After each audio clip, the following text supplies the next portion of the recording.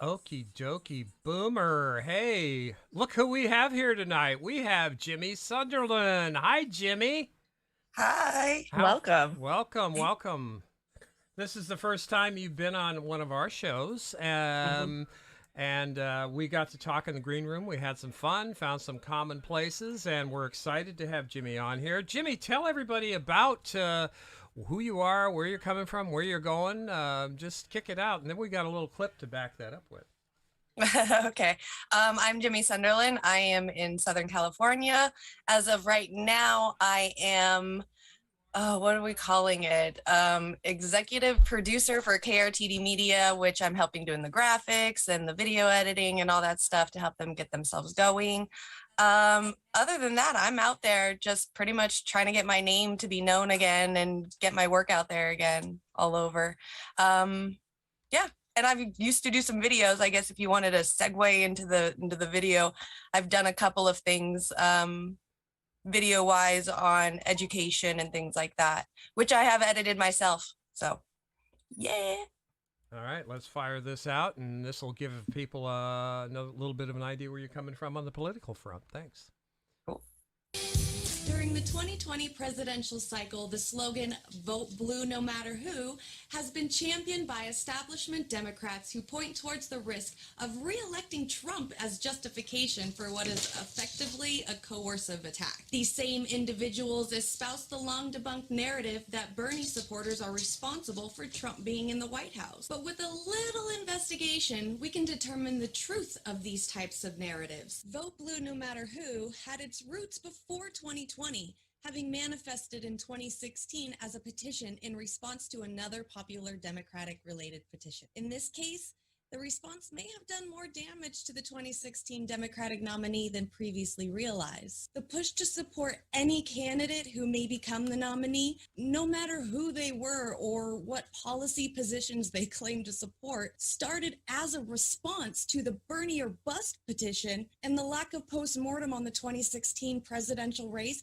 helped these theories run unabated. The perpetuation of these fallacies has allowed more division to be sown on the left by consultants manipulating existing negative sentiment grown during the primary. The perpetuation of these fallacies has allowed more division to be sown on the left by consultants manipulating existing negative sentiment grown during the primary. For an example of an architect of centrist tactics such as these, look no further than to crossover consultants such as David Brock.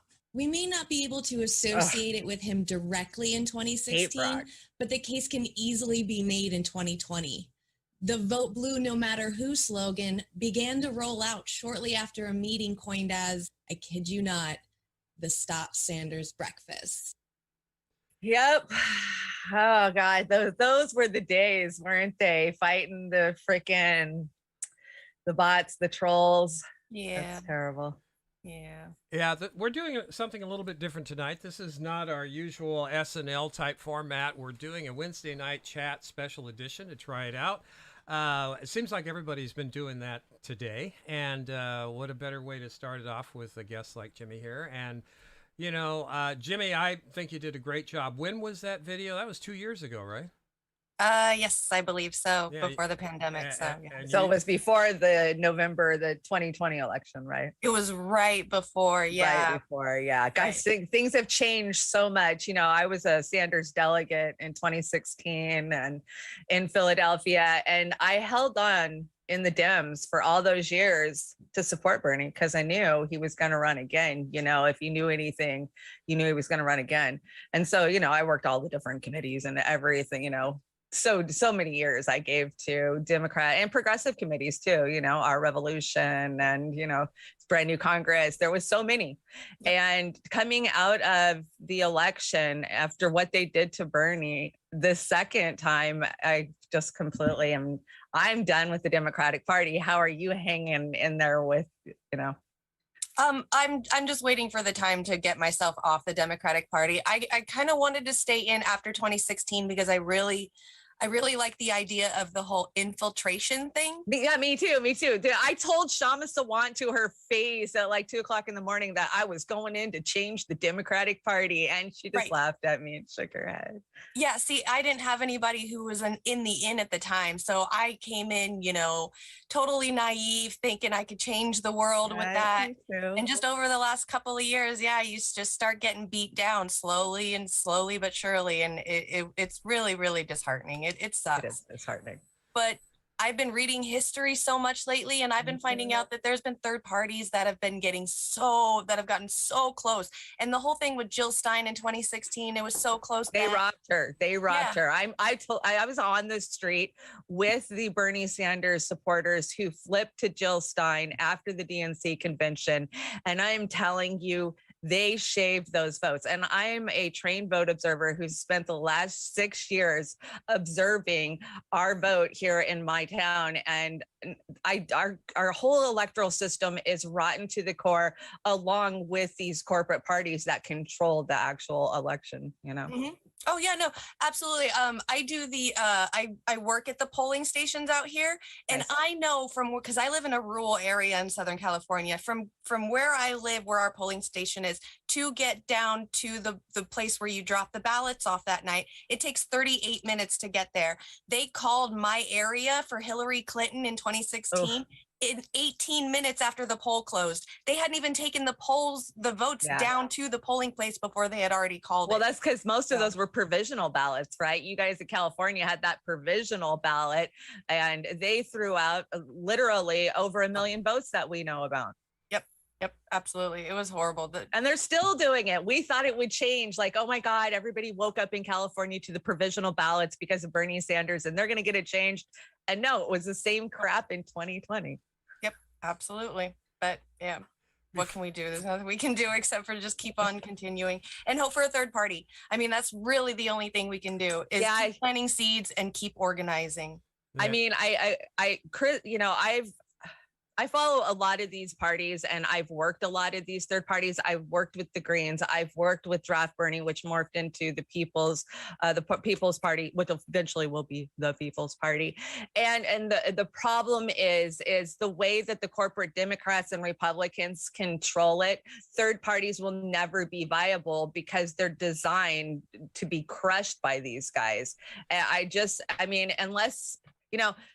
Unless you could take over one of the established, like libertarian or, one of the other parties that's already out there and established to get ballot access, because I've worked in Washington State for 6 years now, on ballot access, and you can't get ballot, especially now in the time of COVID, when you can't signature gather and get the stuff you need to actually push it and become a party. As much as I would love to see a third party rise up in the United States by design, I don't think it'll ever happen. No, I know. Don't you think though, Jimi, Chanda, one of the positive, hopeful aspects of a third party is that they're going to be upfront if they can get out there and get the exposure on policy and pull away votes from both the Democrats and the Republicans. So the worth of a third party for me is, number one, organizing the people and educating the voting base. Pressure. Number two, putting the squeeze on both the duopoly. Let's just call them the overlord tools.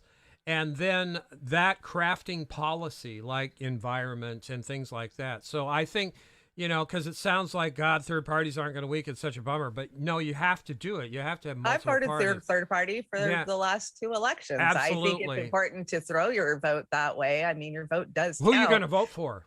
You're not going to vote for either one of the duopoly. What do you think, Jimi? Do you think I've got some crafts in that one?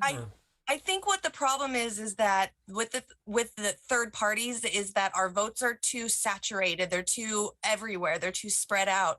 So I think what we're lacking is instead of worrying about, I'm going for this one party, we're all about party politics, is cancel out Democrats and Republicans, look for a politician that you want to vote for who cares about the party, and then stick with that. That's the thing that we need to do, is that we need to make sure that, like, that's the thing about Republicans and Democrats is they all have, that's who they vote for. You know, you got your blue dog Democrats, they'll vote for Democrat no matter what. So you're going to have those votes.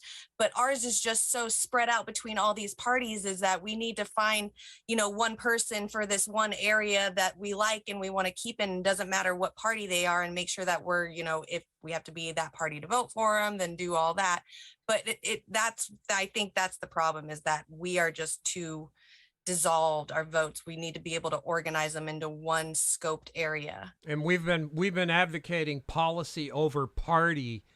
Chanda and I and Amber and just about everybody, you know, who on progressive populists, we've been advertising where the Democrats would vote blue no matter who, and the Republicans party over anything else. No. I mean, it has to be policy over party. Otherwise, you get these cucks like, you know, the Squad, many in the Squad, say what you want positive about them, but all of them campaigned on universal health care, Medicare for all. And now you can't get them to squeak a word out of it. And in a time of pandemic, Jimmy, how did you parse it in the green room? Because of not having a Medicare for all system, what has happened? Because of we've all suffered because of it. And how many people do you think have died that didn't have to? That's the thing that blows my brains out. Yeah. You know, hundreds of thousands of people have died. And that noble bullshit lie that Dr. Fucky did about saying in the beginning, you know, you don't need, why you shouldn't be wearing masks.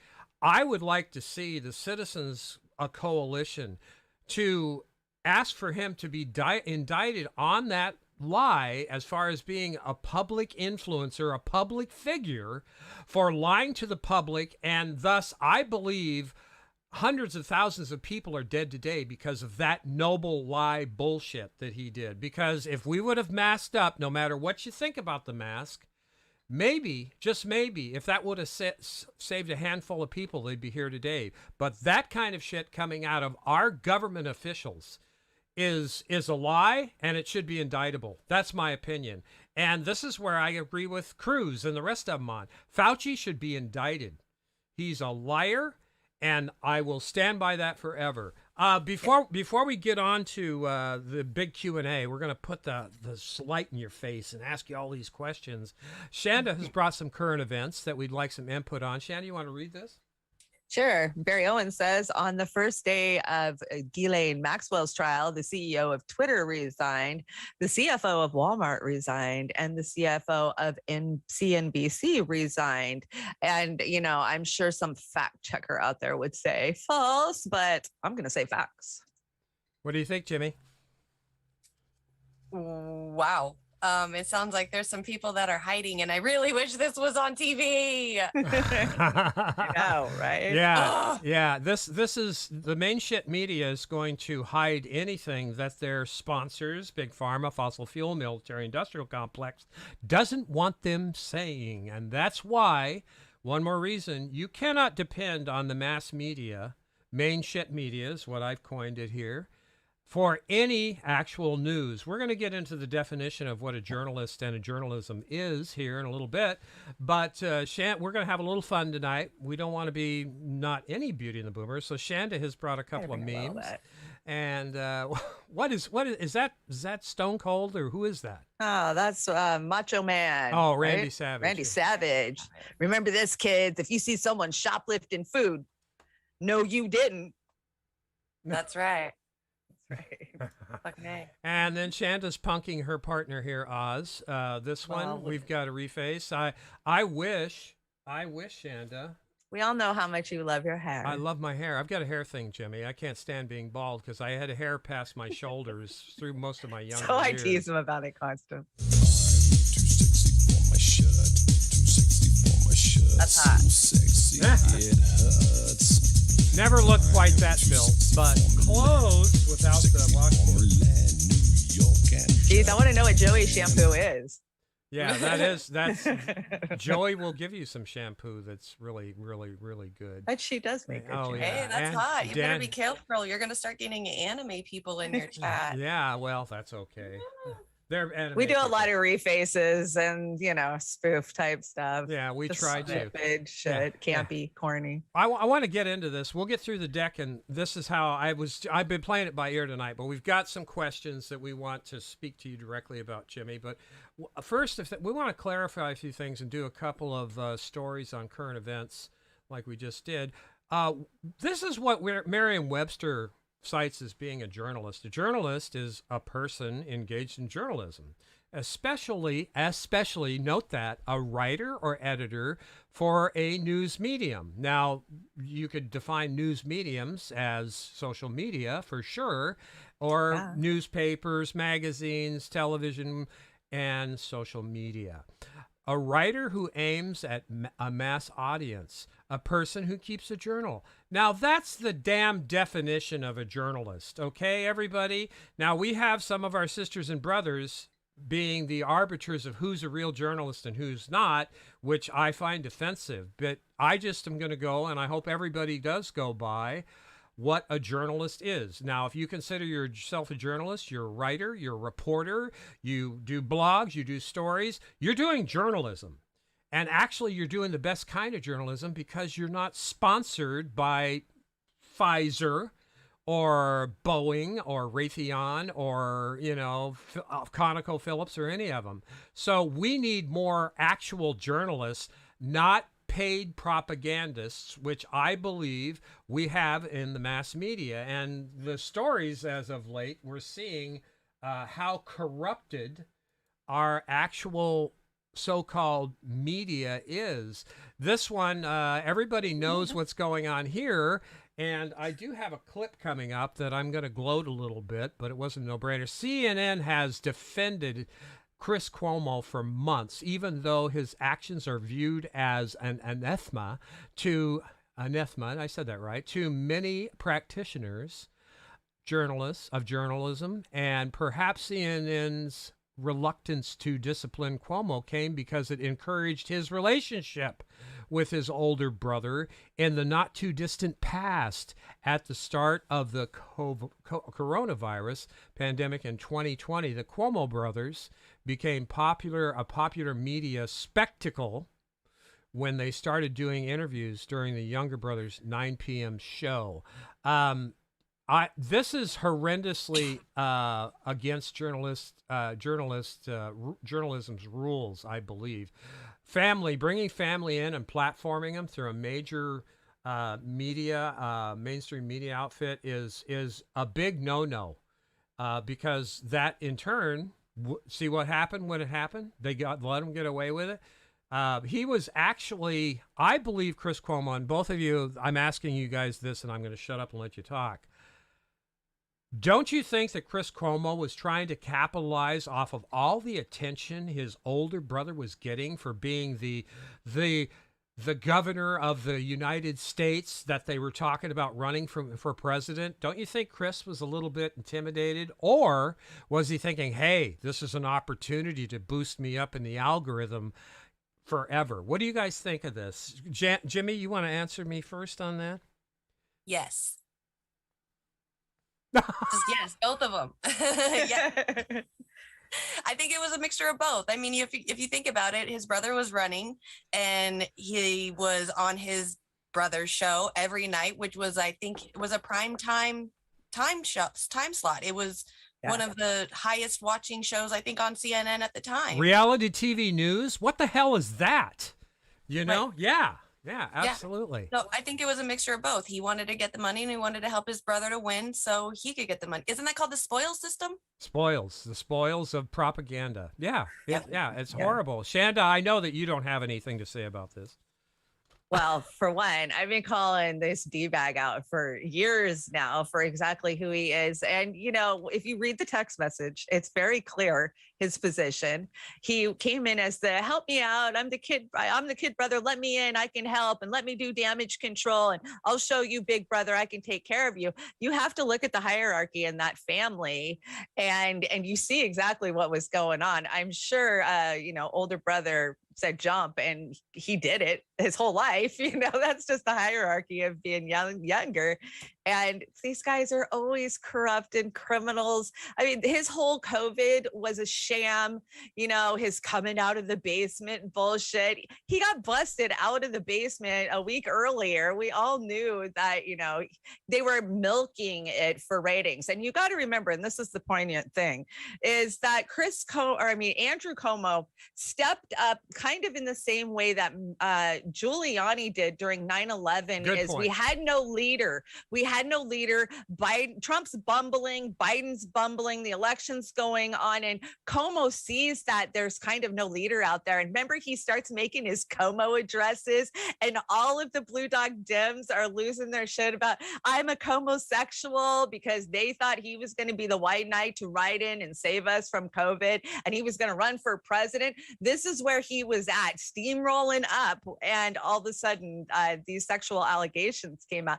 Now, you got to remember, though, the Dems only sacrifice those they want to get rid of that are a problem. Or they'll protect them, in many cases. Biden, Tara Reid, come on, there's one where they just say it doesn't mean anything. They could have done this with Andrew, and they kind of did in the beginning, but really not. A lot of them were on the campaign trail, throwing him under the damn bus. I think even a Carmela did, there's some pretty nasty comments out there from Harris about him. And it was like, okay, why are the Democrats sacrificing Andrew Cuomo was really my take on it. And that was 8 months ago. And I think I remember asking that, and he kind of weathered it a little bit there. It was like, oh, I'm about to lose it, and now he's totally wiped out. And it's why did the Dems sacrifice him is what I want to know, because they could have protected him if they wanted to. Well, I think we're going to find out eventually. I hope so. I want to respond to Zox real quick over on the Fin.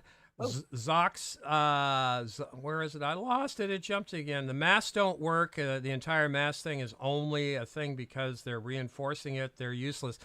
Sister Amber would probably agree with you 100% there, Zox. And I'm not saying that they do. What I'm saying is that an influencer gave horseshit lying information to the entire country, and it still is. And whether the arbiter of whether the masks work or not are going to be the proofs in the pudding. And I agree. I've been in clean rooms. I've done clean rooms, HEPA filters, masks, clean suits, everything. You're right. The shit can come in and everything else. The thing with me with masks, again, I'm going to say real quick, to me, it's a social thing. I'm doing the social thing out of respect for those who are terrified.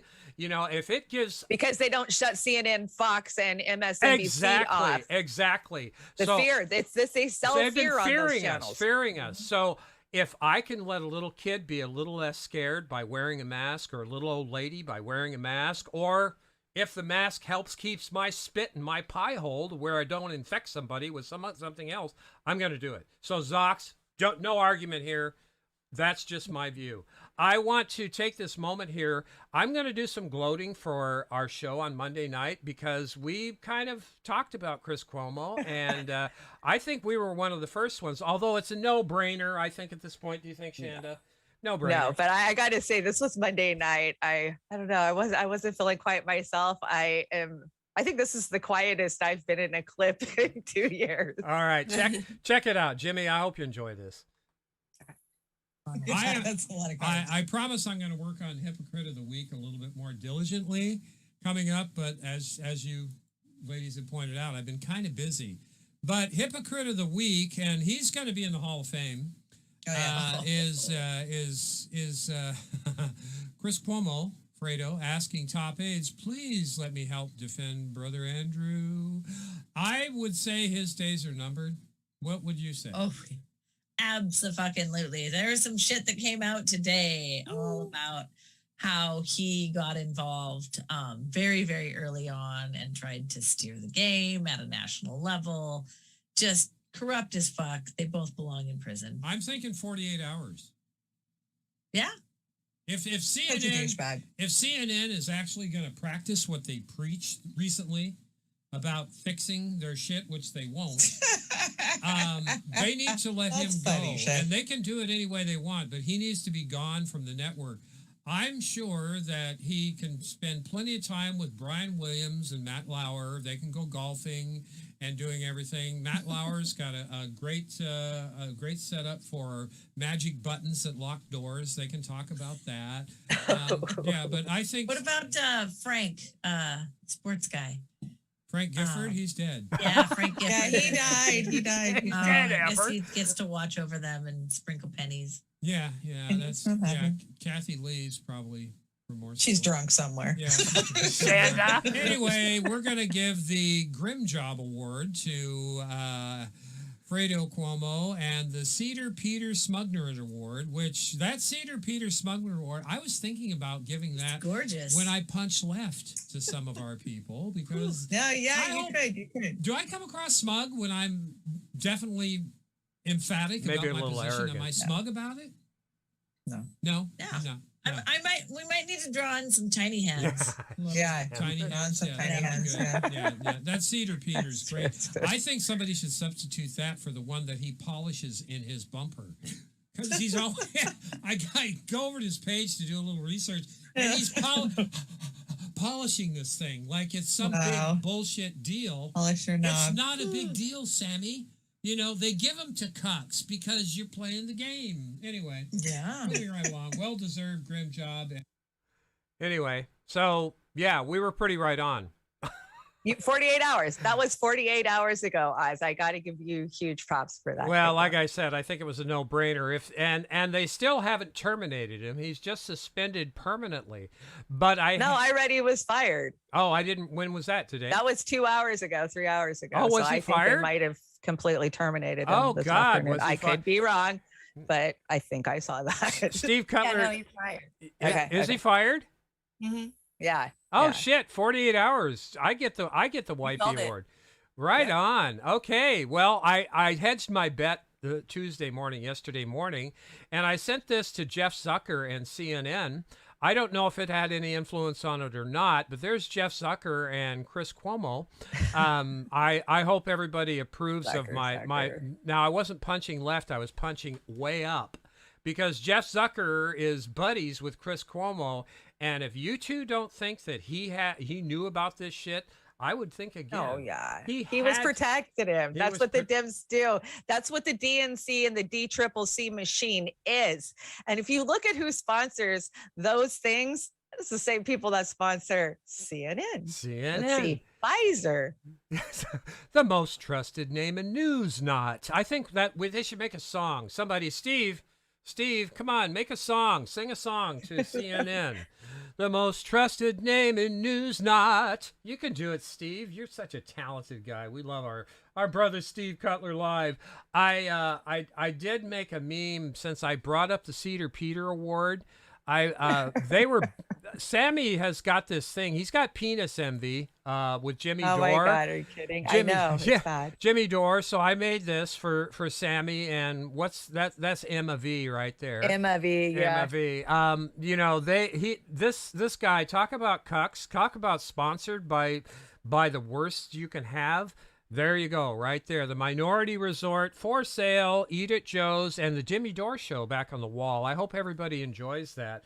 With that, I brought a complimentary post where it shows Sammy getting ready to do his show. This is at the top of his video channel, and that's Sammy blowing on his Smugnerate Award, and he's going to be polishing it there. So I think Amber's right. It needs some little hands on it. It needs some little tiny arms. and Little hands. tiny arms, but that's I know Shanda's kind of like in her little avatar there, but enough of platforming of Sammy Cedar and Emma Vigeland from the Minority Resort.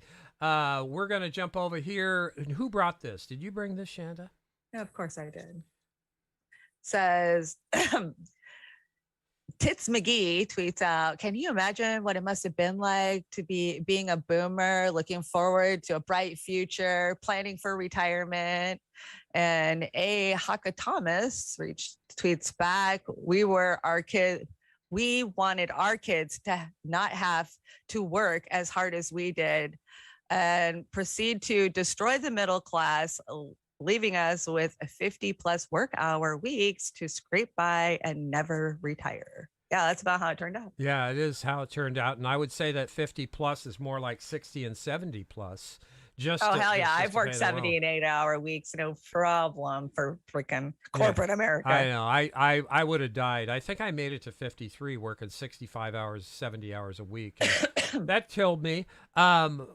One more, two more little stories here. Oh, but I have good news. After all that, a huge asteroid's going to pass into our atmosphere. Is that the our one? orbit. Is that the one they're shooting spaceships at, trying to divert it? It might be Yeah. the dart. Yeah. Somebody sent me some inside or the lowdown on DART, and it's not what they're selling it as. Like, it's a bad DARPA thing, like everything is, Like right? everything. You can't believe anything. This is the New York Post, too. We got to remember that. They take some creative liberties with most of their stories. So, And nobody else does. Every paper out there, all of takes them whatever do. creative All of them do. liberties they want. All of them do. But yeah, that's kind of an update on our Armageddon movie clip from the other night. I did want to, since the Ghislaine Maxwell trial started, I want you to remember something. It's not just Trump who believes survivors stop enabling predators and handing them power. I don't know who that guy is with a big smile on his face. Does anybody know who that is? He doesn't know who he is. Oh, Some about Byron, right? Byron, Brandon. Brandon. Yeah, he was talking about some Megatron thing attacking us yesterday or the day. Yeah, Megatron, right. Megatron, Transformers. The thing. Omnitron. That's what he Omnitron. called it. The Omnitron. With that, I stole this from Sister Lila and Brother Pat's Punch Up podcast from tonight. It was quite hilarious. You guys keep throwing them cocktails back. I had a blast just watching you guys. Remember, and I couldn't write the word in there, and I don't think I can say it, but the Billionaire Pedophile Club, there's Dushowitz, there's Gates, there's I hate Ghislaine, Dershowitz. there's Billy. Billy, what are you doing there? I don't know who else is in here. There's Uncle Dumpy. Who else is in there? Oh, look, it's Chelsea's wedding. It's Chelsea's wedding. So they're all connected. And this is why Chanda and I and Jimmy, what do you think? Do you think they're going to let her off or give her something really soft to protect the royalty of this whole thing? What's your view on this trial? You know, after Epstein died, Right. I don't know what to think anymore. I really, really don't. Right. I mean, I would love to see her open her mouth and get everyone in trouble and then rot in prison just like the rest of them. But I honestly think that this is going to be another big cover up that we're not going to find out about for another 50 to 100 years when they release, you know, the Right. records and they're all dead and we're all dead. And yeah. Yeah. I agree with you 100%. This is a dog and pony show because they have to tie this up, right? The information that was leaked before Epstein's death was too great for them to overcome with just his death. And so somebody has to be the scapegoat, right? And we were all screaming for 2 years, why haven't they arrested Ghislaine? Why haven't they arrested her? You know, we were really putting pressure on Comey and, you know, the FBI directors as they were coming in. And so finally they have to show kind of some face. And that's what this is. And sadly, the woman who initiated these charges, the prosecutor, she's been removed and we have a replacement and the judge has been replaced and all the pieces are in place now to just, this is a way to get us to shut up, to move on. It's, you know, it's being downplayed in the media, the mainstream media, big time. I'm going to quit calling them mainstream media because that's not what they are. Shit, but, you know, yeah, they're totally downplaying it. And yeah, will she ever talk? Hell no, she will never talk. You know, I saw some QAnoners saying today, oh, I give her a week and she's going to end up like Epstein. And I don't believe that. Ghislaine's family is one of the most powerful in the world. They set up the surveillance state for Israel, among so many other things. She is well protected with a huge family. And all these elites know that somewhere there's flash drives with their info on it, all the shit they did partying and playing with Epstein over the last 20 years. So, you know, as long as she's keeping her mouth shut, I don't think they're going to come after her, because I think that they figure by now, if she hasn't put it out there, she's not going to. She's going to cut some kind of, you know, they're going to give her a slap on the wrist. They'll find her guilty of one charge and maybe time served, and then she's on ankle bracelet for 10 years or 5 years or some shit. I think it's going to be just enough to appease the hungry masses. Do you agree with that, Jimmy? I definitely could agree with that. I hear that they're already trying to take out the young girls' witness statements. Their for everything. credibility, they're going after their credibility. You Believe know, it. and the sad thing is they fed on those trailer park girls, and that was me. You know, I grew up in that low income. I would have fell for Epstein's bullshit in a heartbeat when I listened to these young girls' stories. You know, they want to give you $300 and take you to the mall and buy you fancy clothes, and all you got to do is give this weird guy a massage. Okay, you know, I could totally see how a young girl could fall into that trap. Yeah. And then they call the girls prostitutes when they're fucking minors. It's fucking ridiculous. Yeah, and shuffling them all over the world, not just freaking the country, all over the world. Yep. Yeah, It's sad. It's sick. Yeah, it is. And I will add this to what Chanda and Jimmy said. This isn't like Epstein himself. He was a liability to the point where he became a nuisance. And what happened the last time, that was like, I view it as this is the last straw. This guy's gone. You know, this guy's gone. And if you think they didn't understand the ramifications with Ghislaine Maxwell, they did. This is all calculated. But the thing, like Chanda said, with Ghislaine Maxwell, very powerful family, lots of favors owed from Israel and that whole thing.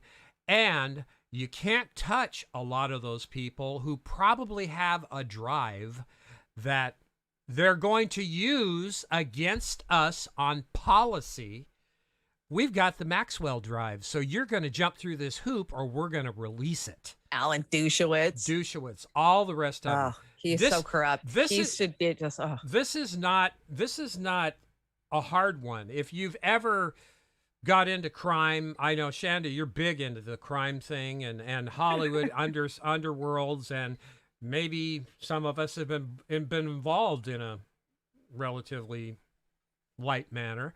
But this is not a hard thing to think about or to speculate on, in my opinion. When you're talking about the prince, when you're talking about presidents, when you're talking about the wealthiest in the world, I don't think they're going to screw with that, because once the dominoes start falling, you know how that works. So that's not going to happen. I mean, our history is wrote on such lies. I mean, why did Epstein have a painting of Clinton in Hillary's dress and red shoes? Yeah. You know, that's a good elbow in the ribs joke between the elites. And, you know, it goes back for so many years. It goes back to even the late 70s, early 80s, when, you know, the Iran Contras, they're running drugs through Arkansas. Yeah. And, you know, it's so deep and it's so rotten and it's so corrupted. And as much as I would love to say, you know, we're going to do mutual aid and we're going to come together and we're going to overthrow this government, I just see us as the last days of Rome. And, you know, we're dying as an empire. From what I understand, Jimmy and Chanda and we have all witnessed the underworld of drugs and criminal activity through some of the places we've been in our life. And it's not a pretty picture, but it's not a conspiracy theory. I've actually witnessed some stuff that would just, and I know you two have too. You guys have probably seen more than I have, but what I've seen, oh my God, you know? So, and my point is that the people that you wouldn't think would be involved in this, they fucking are. They absolutely are. Tom Hanks, don't sue me. It's my conspiracy. You know what? I think Tom Hanks is the biggest creep in the world. I really do. Hollywood is huge into this stuff. And although I feel bad for George Clooney having a crash on his car in his did his motorcycle. Nespresso break down? Yeah, but he's recovered and everything else. But I'm not saying George Clooney specifically, but that caliber of Hollywood star, you know, all of them. And I will just cite one more thing and be done with it. Studio 54. Oh yeah, that was bad. Hell yeah. But who are they friends with? Who's throwing fundraisers for these guys? The Blue Dog Dems, right? The They go Blue hand Dog in hand. Dems. The Blue Dog Dems. I mean, Harris has got big parties being thrown for her by celebrities. Clooney's throwing them for people. That's Hollywood is so in the pocket of the Democrats. Yeah, it's a mess. Jimmy, before we close out and put you under the lamp and start asking you questions, we're going to devote the second half of the show. Do you have anything to add to this? No, I completely agree with all of you. Well, that's great. That's great. We love like-minded folks that are willing to have the discussion. We need to shout out the chats real quick. We didn't do that tonight. Chanda, who do you got? Well, let's see. We got Lucky. Hey, Lucky. Jilly Love. Jilly sent me something and they already took it down before I got a chance to open it. Gamer. Hey, Gamer. How's it going? Steve Cutler live. Hey, Steve Cutler. Saris, 1976. Welcome. You guys are so awesome joining us on a Wednesday night.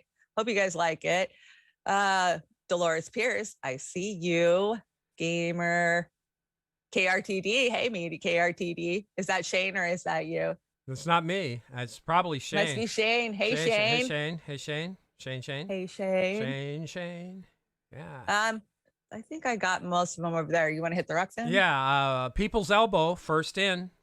People's Elbow. Very good. Fred Edward. Kate. Kamshwari. Kate's sister. Kate. Jim. And let me see. We've got Voxo Vix. God, that's one of my favorite names. Billum. Hey, Billiam. Franklin. And Franklin's over there. Oh, Amber's at a meeting. Amber. Amber, you are here. Hi, Amber. King's here. Hi, Amber King. I hope you had a great meeting and you got those bylaws all written out, because if anybody can do Better it. you than me. Yeah. So anyway, but that's our shouts out for tonight. How you holding up, Jimmy? You doing okay? Yep, absolutely. All right. I forgot to get a background for the show, for this part of the show, so I'm going to kick this one over, not to distract. Jimmy, we got some questions. We want to learn more about you. Again, thank you for joining us tonight. I guess I will parse some of them unless you want to too, or expand on them, Chanda. We're going to start off with politics. And the first politics question is, why do progressives/socialists seem to trash Dems and not Republicans? And this question was offered by Linda. So what do you think of that? Okay, so my answer to that would probably be, think of the Democrats and the Republicans like as if you had two kids. One kid you knew, they grew up just being a bad kid, didn't listen, blah, blah, blah. And you had one kid that was really good, listened pretty fairly, mostly did what you wanted. And they both got caught for stealing. Which one would you be more upset and disappointed with? You'd be more disappointed with the good one. So I think that's the reason why us progressives kind of diss and bag on the Democrats a little bit more, is because we had higher expectations of them and they let us down. We expected that from the Republicans. We just kind of knew what they were. And I think that's the whole reason why we do that. Yeah, I'm just going to leave it at that. I absolutely agree with you. I always Christ. say it. It's the knife that's coming, hitting you in the back that hurts you the most. That was one of the best answers that I've heard. That was a great to answer. that. Yeah. That was really, really good. Thank you so much. The next question is the antagonistic relationship between independent journalists and the paid left media becoming too toxic? It is absolutely becoming toxic, but fuck mainstream media. So Okay, I'm good with that. Chanda, do you disagree? I'm all about the pettiness. Yeah. All of All right. That's great. All right. Is the militarization of city and county police all over the country making people rethink their stances against assault weapons, AR-15s, AK-47s? And defund the police. And defund the police. Sorry. I don't know. I know that I can see where people are starting to turn away from assault weapons like automatic, fully automatic, things like that. I can see the mindset changing away from that. But like pistols and things, you know, for at home, I don't see a change in that at all, which is that's not a I big don't deal. either. That's a tough question, because I think since all of this surveillance and now mandates and rules and laws designed to kettle us in, I'm thinking that I'm kind of glad I have the right to have my own arms and bear arms. Right. Man, so And as a Dem, can I say, I mean, 2015, 16, I'm on the, Capitol's floor pushing for gun control. I violently lost one of my parents to gun violence. And so, but now because I've traveled the country and I've seen firsthand what they did at DAPL and, what we saw last summer in Wisconsin, the militarization of our police. So, they're marching militarized against us. That's when I started going, whoa. I'm going to shut my mouth about the Second Amendment and gun control right now, because I don't think it's a good idea to be begging the government to take the one thing I feel kind of keeps our power in check away from us. So I know I've personally really walked back my stance over the last few years. Right. yeah, I just wonder, finishing up on this question, I wonder if Australia would be so cocky with what's going on in some of these other jurisdictions if the whole public had the ability to own a gun, because in Australia there's no guns, that I'm aware of, and some of these other countries too, no guns. But if they knew the people had all kinds of guns, would they be so arrogant in what they're trying to push, like the mandates and lockdowns? That's my question. Would they be a little bit less likely to be so forceful, especially in Australia and some of these other places that we're seeing massive riots in the streets and going after these people? That's just the thought that I thought I'd ask. Right. We're moving on to climate. We got two more categories here.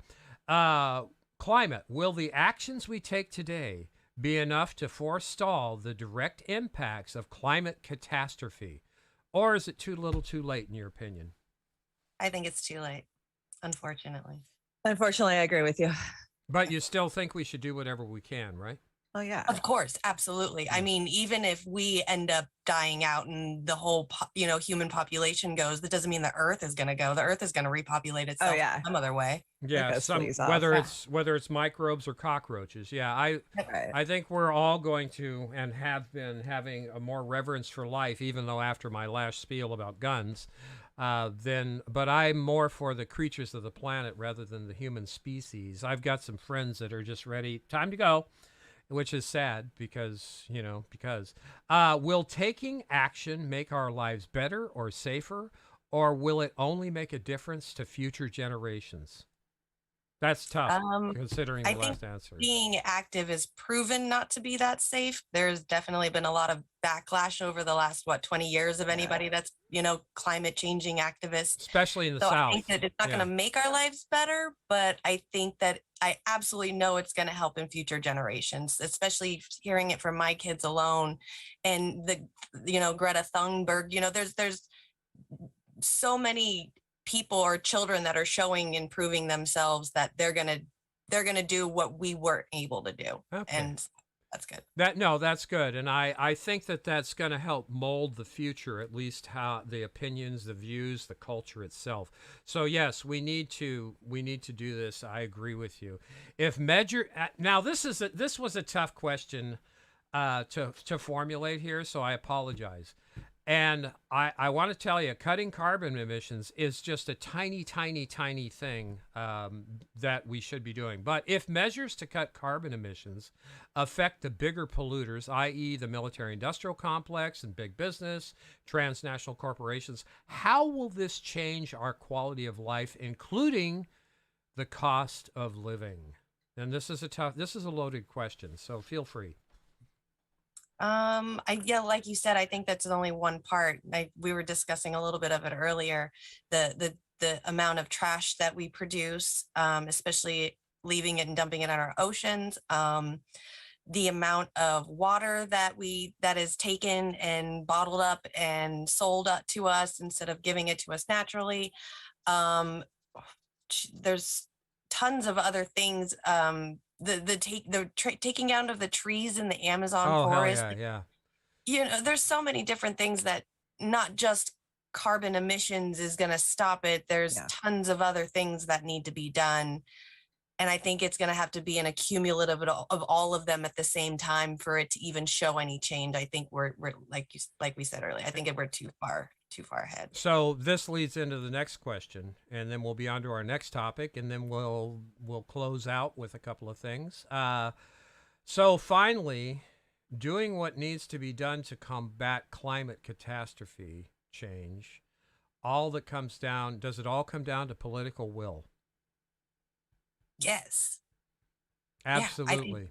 I think politicians are willingly not doing it. I mean, we were talking about climate change in early 2000s, and I remember the news wasn't even allowed to say the word climate change on the news. So yeah, absolutely, it's a choice. Okay. Yeah, that's a choice. And I will add to that. I think permaculture is something that we can all do on an individual basis in our own space. Chanda does it in her trailer park. I do it on my piece of dirt out here in the sticks. You guys probably have a garden and do permaculture and things like that. So that's the suggestion that comes out of tonight. I do want to say we're not covering healthcare tonight with the questions because we could be here all night. So, but we're going to go into war right now. And on war, what does war do to people and the economy? Slowly kills us off and makes us depressed, big time. Mentally, just destroys us. Kills. Right. War is a racket. Smedley Butler. War. Okay, can I jump in here on this one, please? No, please do. I've kept my mouth shut for the last few. Yeah. So, okay, what does war do to the people and the economy? Now, every time that our economy has been totally in the fucking shitter over the last 100 years, I mean, we went to war. It makes money for the elite. They don't care how poor we are. It's just like with the carbon emissions that we're turning the control and, we're giving them permission to set the parameters of our existence, of our breathing air. And so they're going to tax the poor people for this shit like they always do. And I've yet to see anything that's close to a Green New Deal that actually addresses the actual criminals who are poisoning our atmosphere, like, the military industrial complex, or, all of these corporations that are allowed to still the water and put it in a bottle and sell it back to us. We're not holding those accountable that could be held accountable because they're owned by those entities.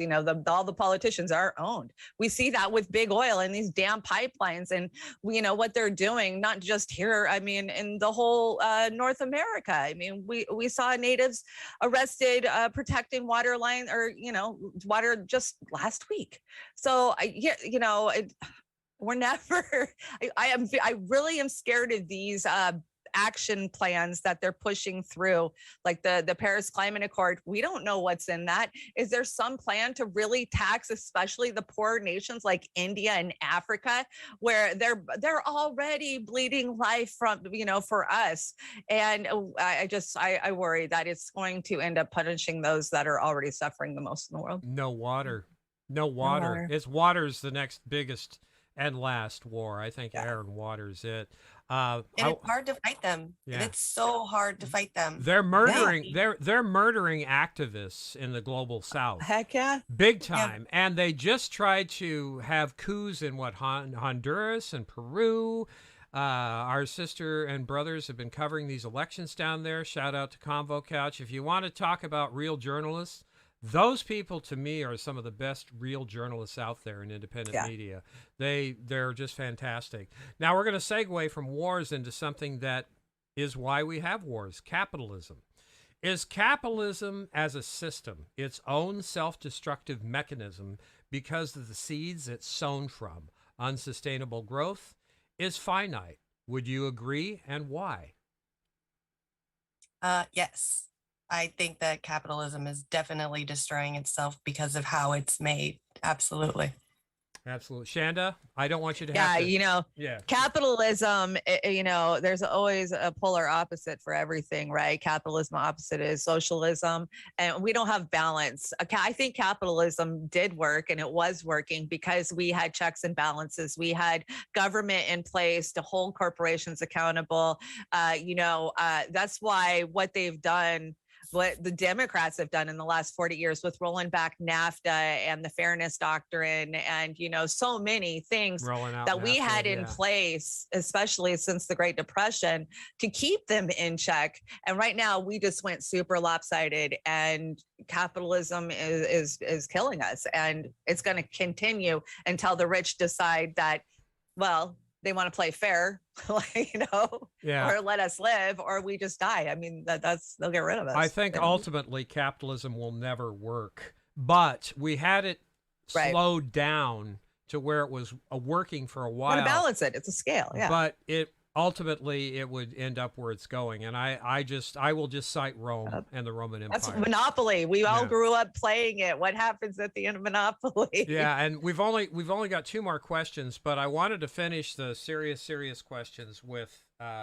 capitalism, because do you both agree that capitalism is why wars, why climate, why politics? Isn't that why we have all these questions? Because of capitalism. Absolutely. Because of capitalism. That's my thing. And I know Sister Amber's in the crowd, and Sister Chris Horsegal. Hi, Chris. Hey, Horsegal. Hey, Chris.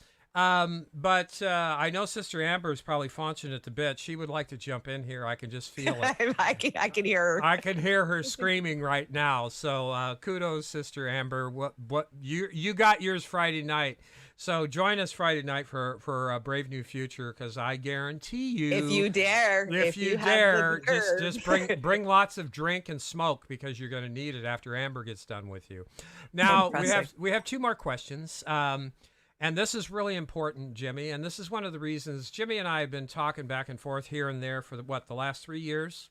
You know, you were working with Uphill, and, you know, and I was really excited to see you going over and working with KRTD now. Fantastic. And I have extended the hand from Roar Media to network with Jimmy, because we're already working with KRTD when Shane and KRTD need some help. I believe that this is how all of us can network together and build the kind of people's coalition we need in independent media, working with Convo, Franco, Chris, Misty, Glory, you know, Steve, all of them, you know, who are out there, Sabby. There's just, so remind me, Shanda, make a roll of the ones that are out there. But this is a big question. Women in independent media, your thoughts? We need more. There's not enough. Heck yeah. Not even close. Not even fucking close. It is insane that how many more bright, intelligent women we need out there. And I know they're out there. They just need, you know what the biggest problem is with the media industry is everybody has an opinion. Nobody has anybody backing them. That was my biggest thing is always trying to let people know, like, if you have a voice, let me know, because I am here to help make that a reality. You know, I want other people to hear what you have to say. It's just people never have like a production crew like what you guys do. You know, I think that's the biggest thing, is that people need a little team to help back them. And I think enough women can, you know, gather the courage to be able to say what they want to say. Damn right. So welcome. I'm so glad that we got to be the welcoming committee. You know, I hope you didn't feel on the spot tonight, but, you know, we've brought quite a few in and just sit and chat like this and kind of get an insight. And sometimes we end up having different ideology, but, you know, anytime we see somebody out there in independent media that, you know, hey, you want your voice out there, you know, let us get behind you, let us help you.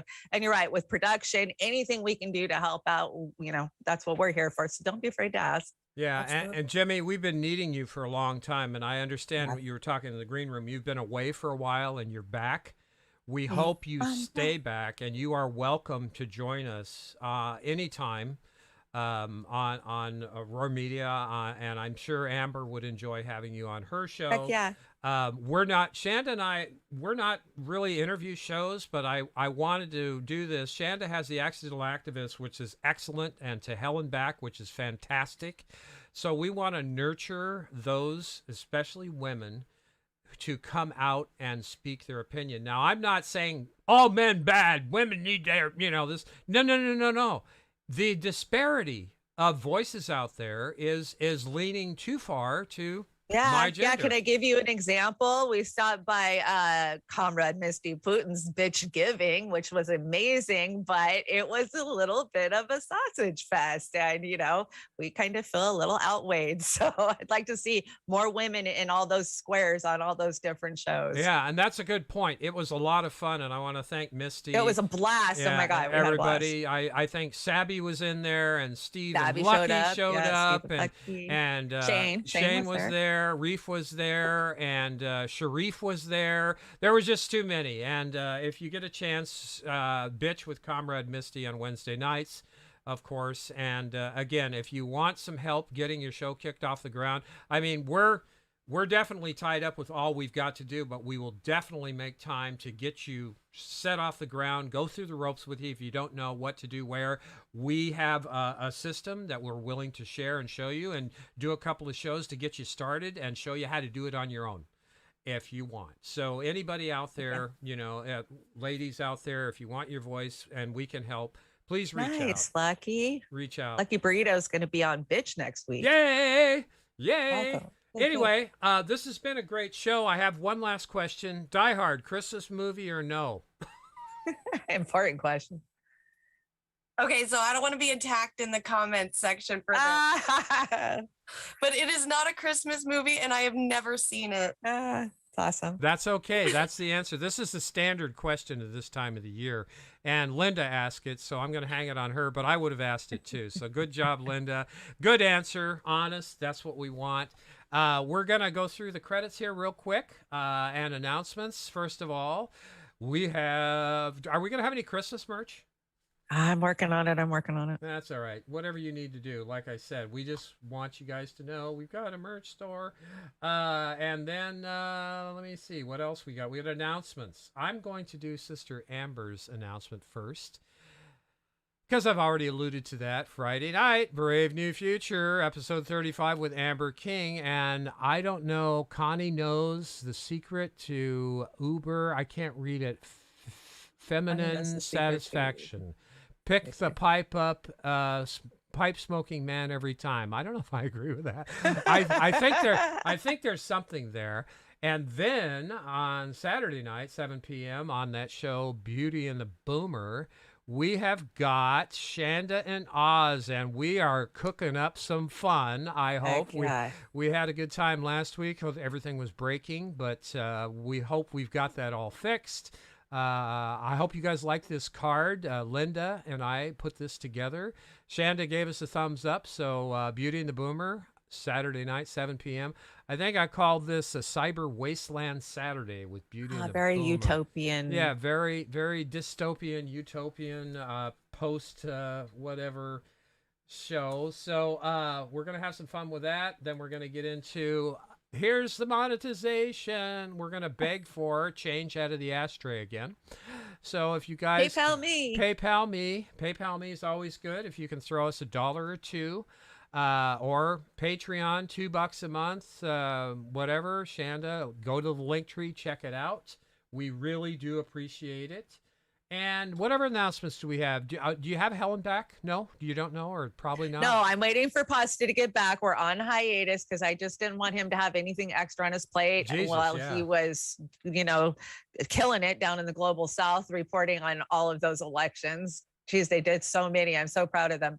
But no, we'll be back. I'm sure next week. I'm going to pull an accidental activist out, and I've got some really good stuff for Saturday night. Oh, so cool. Be sure you tune in for that. Oh, make me laugh. I love to laugh. I love to laugh. Jimmy, tell us where everybody can find you, follow you, what your plans are coming up with KRTD or otherwise, and if you're inclined to come over to Roar and mess around with us a little bit. Yeah, you can find me on, I think it's Facebook is Jimmy Sunderland, Twitter and Instagram is Jimmy Saves World. My work you can find on Instagram at Jimmy Draws World, and the Jimmy is Jimi.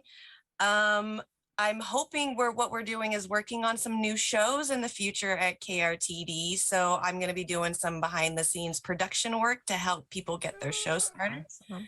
So yeah, we're hoping to do that. And yeah, absolutely. If you ever want me to come over here and hang out with you guys, I am more than welcome to. And maybe I can bring a little bit of something that I could do. I'm in love with music and I love politics. So maybe I can bring in like a political song for you guys once a week. Nice. Talk about the meaning of that for you I guys. think you and Advocacy. Chanda and Amber would get along swimmingly. Cool. Yeah, she So- should stop by the dive for sure. Yeah, Awesome. definitely stop here. by. Whenever you want, just let me Oh, know. I'm God. a stay-at-home mom, Yeah, so I would I'm always- love to have you take my chair in the dive so I can be God behind the curtain. That would be He great. loves to be God. He Love doesn't to like to be- actually be on screen. He No. just likes to be a voice heard on Yeah, screen. plus I can Well, that's why engineer he calls better. himself Oz, Yeah, right? yeah. It's kind of like that. So again, it's been an absolute pleasure having you on, Jimmy. Shanda, fantastic as usual. Thank you for coming thank you. on. It was great to meet you, Jimmy. We are going. No, it was amazing to meet you. You're my new moms. Thanks. Linda picked out the song Outgo song tonight, and Shanda, you know what this was. This is a cover from Let's Go All the Way, right?